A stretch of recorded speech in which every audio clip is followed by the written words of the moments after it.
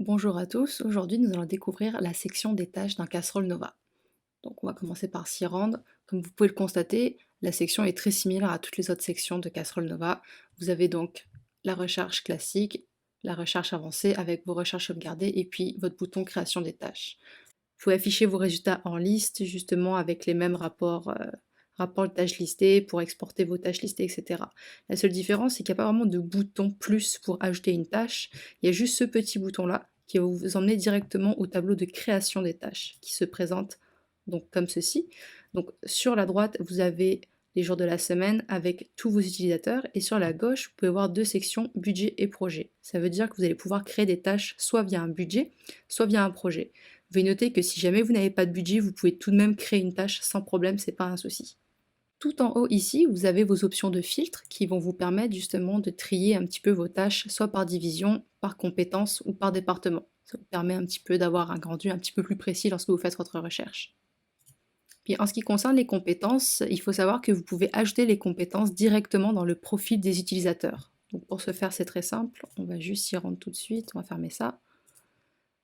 Vous rendez juste ici utilisateur. Par exemple, on va prendre Valentina.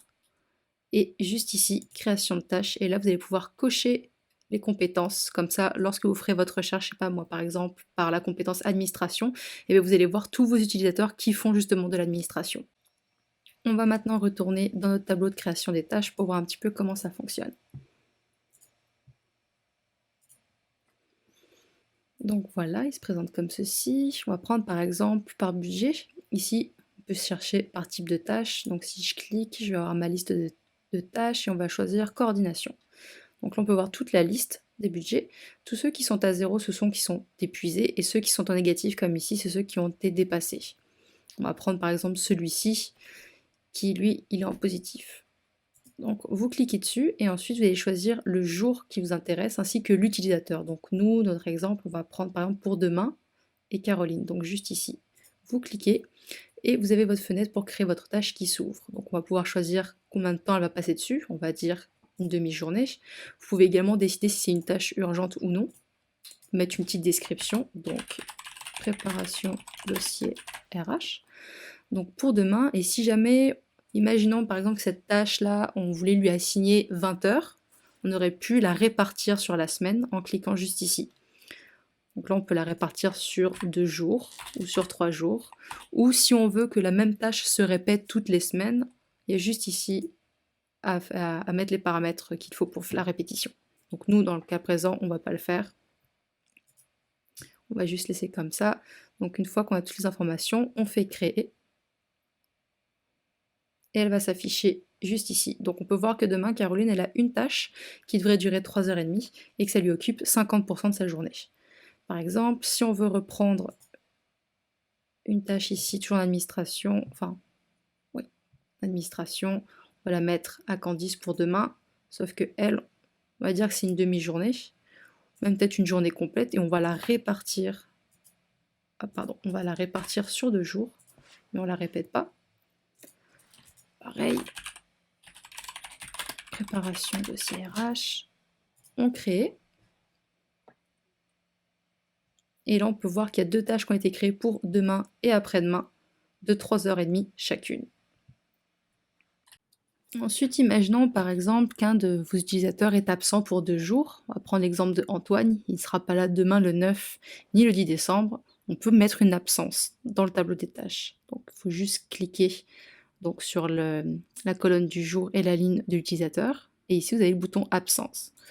Donc Antoine, il n'est pas là pour une durée de 16 heures.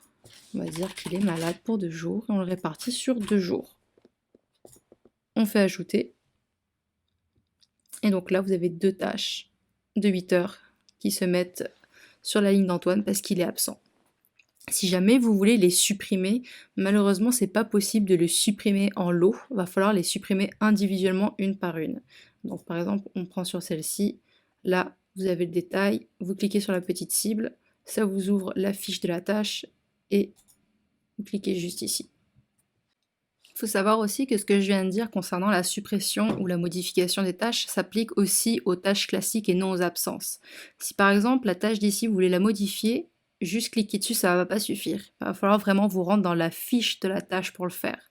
Donc une fois de plus, c'est sur la petite cible juste ici, qui vous ouvre la fenêtre où il y a justement donc la section avec le titre, affecté à qui, le responsable, le type de la tâche, date d'exécution, quel état elle est qu'elle est à faire, est-ce qu'elle est en cours, est-ce qu'elle est complétée ou est-ce qu'elle a été annulée, le nombre d'heures prévues, vous pouvez le modifier à tout moment, changer la description si besoin, et puis vous pouvez également ajouter des blablas pour documenter.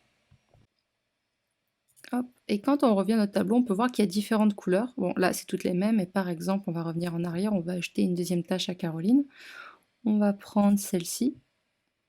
Pareil, on reclique. Tac, pour 3 heures, on va laisser comme ça. Donc là, on peut voir que ça a changé de couleur et également que les informations ici ont changé. On peut voir que demain, Caroline, elle a 2 tâches qui vont lui prendre 6h30 et donc ça va lui occuper 93% de sa journée. Le code couleur va vous permettre justement de voir un petit peu le taux d'occupation de vos utilisateurs.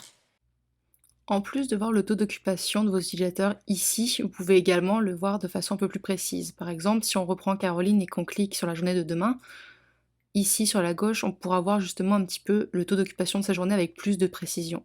On pourra voir les tâches qu'elle a à faire, le nombre d'heures, donc de tâches en cours, 0 tâches complétées, 0% de temps interne. Et là, il y a 6h30 de temps prévu, 0 heures en temps travaillé, 3h30 en temps disponible, donc 92,86% d'occupation. On peut également avoir les mêmes statistiques sur la semaine. Il suffit juste de cliquer sur le nom de l'utilisateur.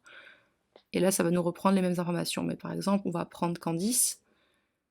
On verra toutes ces tâches et on verra donc les statistiques qui changent. Pareil si on fait avec Edouard. Maintenant, je vais vous montrer un petit peu comment s'affichent les tâches dans la section Ma journée.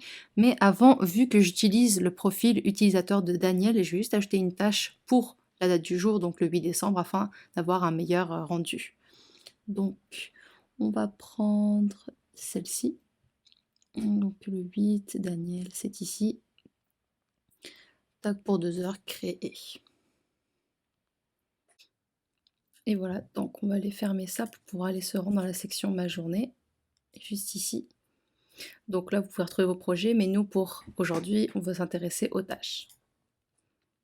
Donc, hop, voilà. Donc là, quand vous arrivez, normalement, il n'y a aucun filtre, aucun bouton qui n'est cliqué, donc vous devriez voir toutes les tâches, justement, qui sont assignées à tous les utilisateurs. En cliquant sur le bouton affectation, vous pouvez choisir les tâches, de voir uniquement les tâches d'un utilisateur de votre choix. Et en cliquant sur le bouton tâches du jour, vous verrez toutes les tâches qui sont faites pour aujourd'hui pour tous les utilisateurs. Par exemple, on veut voir les tâches de Caroline. Donc on va voir toutes ces tâches. Et puis si on clique sur tâches du jour, on devrait voir les tâches qu'elle a pour aujourd'hui, mais pour aujourd'hui, elle n'en a pas. Je pense par exemple si on change et qu'on prend Daniel à la place, voilà, on peut voir qu'il a une tâche pour aujourd'hui. Ensuite, il y a le bouton réviser ma semaine. C'est ici que vous allez pouvoir voir un petit peu les coûts inscrits pour toute la semaine. Quand on retourne ici, dans la semaine, vous pouvez voir qu'il y a des barres de couleurs. Donc par exemple, la barre bleu foncé en haut indique qu'il y a une tâche ou des tâches pour un total de 2 heures à faire. La barre en bleu ciel ici va vous indiquer qu'il y a des tâches pour un total de 6 heures qui ont été réalisées.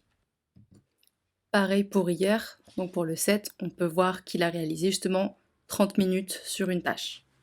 Comme mentionné un petit peu plus tôt dans la vidéo, je vous avais dit qu'on pouvait également créer des tâches via un projet ou encore un budget.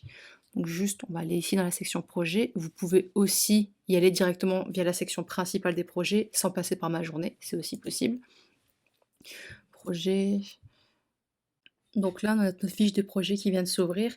Et si vous regardez sur la droite, vous pouvez voir qu'il y a une petite section tâches et un petit plus.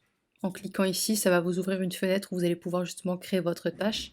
Et une fois créée, vous verrez ici donc le petit 1 qui indique qu'il y a une tâche actuellement pour ce projet-là. Il vous suffira juste de cliquer sur les petites lignes pour qu'ensuite ça vous ramène dans la section des tâches et que ça vous affiche la tâche en question. Puis en cliquant dessus, normalement, ça vous ouvre justement la fiche des tâches. Bien entendu, cette tâche se retrouvera également dans le tableau des créations des tâches à la date indiquée. Donc là, par exemple, si on regardait le 10 décembre, on verrait que Caroline a cette tâche dans son agenda. Sachez qu'il est également possible de créer la tâche directement via un budget. Bon, là, par exemple, pour ce projet-là, je n'ai pas de budget, mais si je vais en chercher un autre, je vais juste prendre une petite recherche, projet en cours, prendre celui-ci.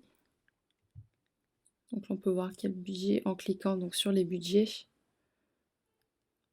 On peut prendre par exemple celui-ci.